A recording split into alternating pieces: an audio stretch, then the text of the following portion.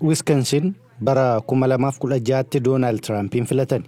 Waggaa afuriin booda garuu Joe Bideniin. Garuu yeroo lamaan iyyuu bu'aa sagalee walitti dhiyoo ta'eenidha. Kanaafuu Wisconsin filannoo kana keessatti gara lamaanuu deemuu danda'a.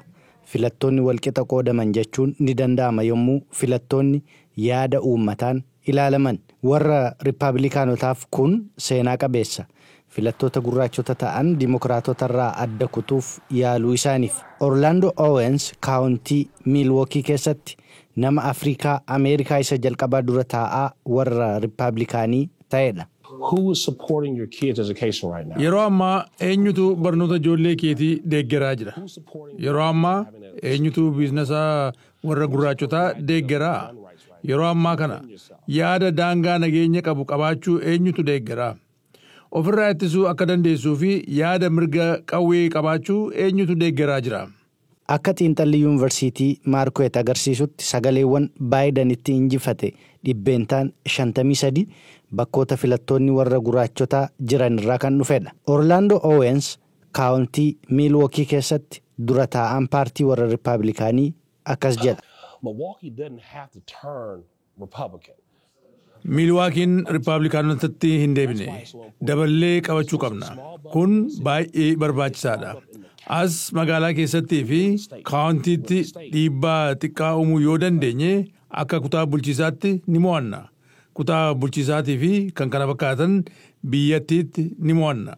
Doonaald Tiraamp himannaawwan yakkaa isarratti banaman filattoonni gurraachotaa akka isa deeggaraniif akka isa gargaare deeggartoota isaatti dubbateera. Namoonni baay'een akkas jedhan sabni gurraachotaa warra akka kiyyaati. Sababiin isaas baay'ee kan miidhamanii fi logiin irra ga'eedha. Faallaa isaatti immoo akka ani waan logii taasisutti na ilaalu. Kun baay'ee ajaa'ibadha. Ogeessi saayinsii siyaasaa Kaati Cohen yuunivarsiitii Chicaagoo irraa Baayiden Wisconsin keessatti sagalee warra gurraachotaa dhabuu ni danda'a. Kana warri duula filannoo isaa taasisanis ni beekuu jedha. Namoonni dhuunfaan waa'ee filannoo hordofan akka jedhanitti Milwaakiin osoo hin jiraanne iyyuu Baayiden salphaamaan kutaa Wisconsin keessatti injifatamuu danda'a jedhu. Akka yaadutti warri duula filannoo gaggeessanis kanuma dubbatu. Investimantiiwwan guddaa beeksisa sagalee ergaa fi daawwannaa irrattis taasifaman ni ilaallaa jedhee yaada. Baayiden ji'a darbee Wisconsiniin kan daawwate yommuu ta'u dogoggora seenaa sirreessuuf jecha maallaqa haaraa ramaduu beeksiseera. Warra Milwookiif kun adeemsa daandii cinaa fi toora biskileetii kan sarara atoobisii bu'uuraalee misoomaa ammayyaarra jiru akka jechuutii jedhe Baayiden.